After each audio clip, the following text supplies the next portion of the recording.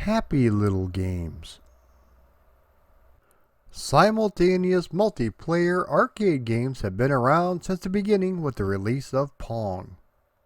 After arcade manufacturers realized what a giant moneymaker it was, they came up with all sorts of games that could utilize it. After Pong, we had games such as Boot Hill,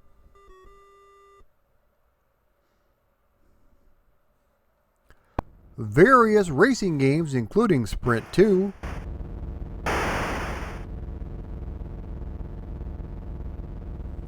and of course Atari's Warlords, which featured 4 simultaneous players.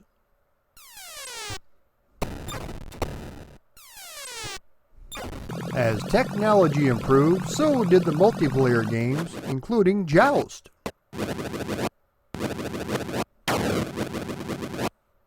Karate Champ, and Mario Brothers.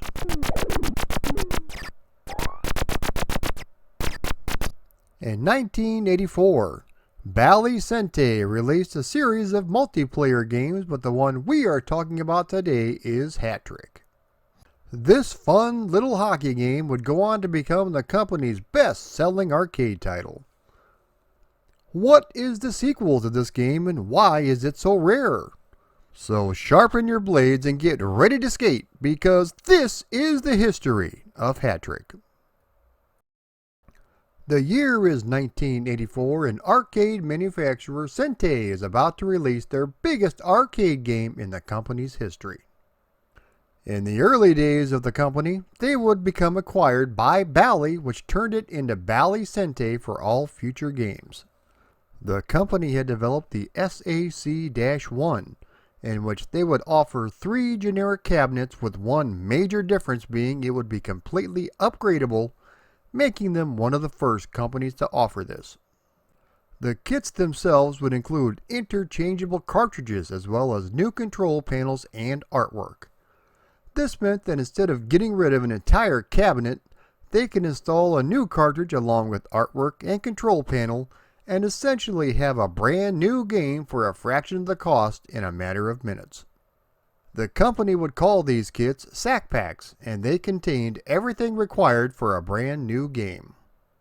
This was rare in 1984, but would become more commonplace years later. The company would release 21 arcade titles in its lifetime, including some of my absolute favorites. These titles include Gimme a Break, which was a fantastic pool game,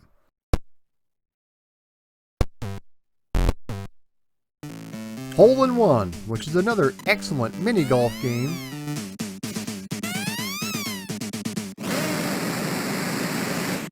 and my all-time favorite 2-player head-to-head game, Hat Trick. I have such fond memories of this game and have played it hundreds of times against my nephew, whom I spanked 99.9% of the time. By looking at his picture though, I'm sure you can see why I beat him so many times. Honestly though, he handed me my butt a number of times. The bosses at Sente had seen some success with their previous sports titles and wanted to build upon that success. The game was designed by Lee Actor, whose inspiration came from a simple 2-player electronic hockey game which he had as a kid. Due to hardware limitations, they couldn't do more than a couple of players on each side, and one of those would end up being the goalie. The programmers could not figure out proper AI for each goalie, so rather than let them be computer controlled, they left it up to the players. Not only would you have to control your character, but also the goalie as well by pushing up and down on the stick. After a few games, it becomes second nature, but in the beginning, it does tend to throw players off. Hat Trick was released in 1984 by Bally Sente. This is a 1 or 2 player simultaneous hockey game where the objective is to control the puck and shoot it into the opposing player's goal. The game runs on the SAC-1 hardware and utilizes 2 8-way joysticks. Player 1, or the left joystick, controls the blue character, and the right joystick, or player 2, controls the red character. The game uses a single fire button to shoot the puck if it's in your possession. Each game lasts 1 minute 45 seconds with a 30-second overtime if there is a tie. The length of the game can be modified in the dip switch settings. Throughout the game, the characters on the screen will scratch up the ice, creating a nice visual effect. When the game is over, regardless of who won, a Zamboni will come out and clean the ice. I don't know if it was like this at all locations, but at my Aladdin's Castle, 1 credit would allow 2 players to play simultaneously. If only all future multiplayer games had inherited this concept. While the graphics are not spectacular by today's standards, for 1984 they were really good. The animation is smooth and the characters are nicely detailed. The sound effects are nice as well, but what really sets this apart is the playability, especially in 2-player mode. The controls are nice and tight, and it's exactly what you want in a head-to-head simultaneous game. The CPU is way too easy, so your best bet is to find a buddy and give it a whirl.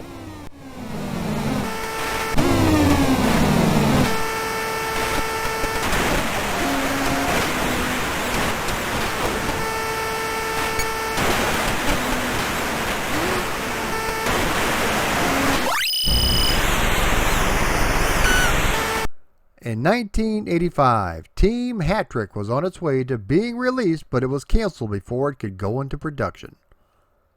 The main selling point of this game is that 2 additional players were added, allowing for 4 players simultaneously. The game is essentially the same as the original with a couple of new additions. According to the arcade flyer, the new additions included individual player stats displayed at the end of each game, and Most Valuable Player trophy also awarded at the end of each game. Team Hat-Trick was a huge success when they tested it in Canada, but Mr. Actor could not recall why it was never released. He said that he and his team played it for at least 45 minutes a day for months on end after its cancellation. Only 15 arcade cabinets are known to exist, but thankfully the game has been dumped and is playable in the main emulator. There were a few conversions of this game, and a couple of them turned out pretty good, with one being downright dreadful. The first one we are looking at is the MS-DOS version. This game was actually licensed by Capcom for release in the home market. Graphically, if you can get past the pastel Easter color glory, then this is a fine little conversion. The animation is smooth and the speed of the game is on par with the original. Since it couldn't be Cyan versus Magenta, they changed the team names to USA versus USSR. The scratches on the ice have been downsized considerably, but the Zamboni does come out and clean them up. The gameplay is nice and responsive, and it does feel like the arcade game. So what else is there? Oh yes, how could I forget? When looking at these old MS-DOS games, there is a certain standard by which all other games are judged. In regards to that, I have just one word for you. Queefapalooza. The farts and queefs are back in abundance with pure PC speaker on display. If you want to check this game out, I would suggest muting the audio.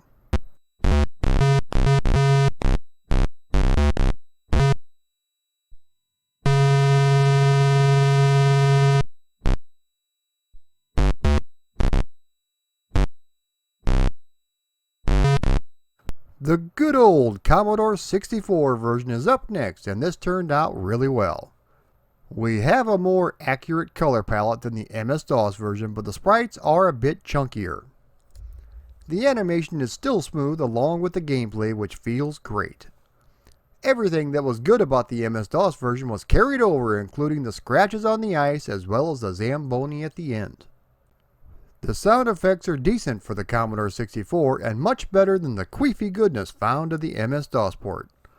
This is probably the best home version of the arcade game.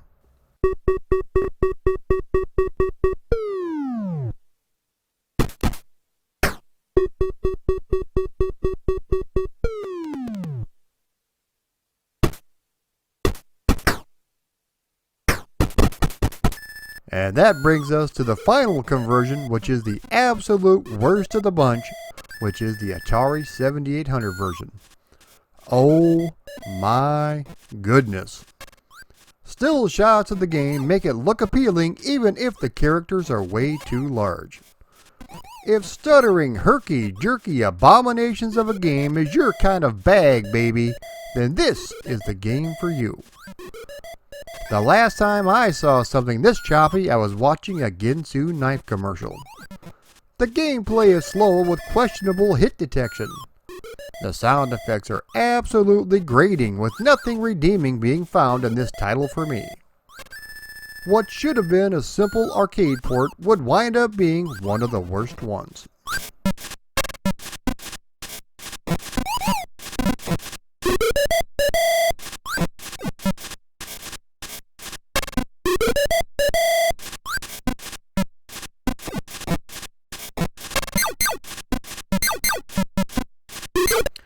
And that takes care of the brief history of Hat-Trick.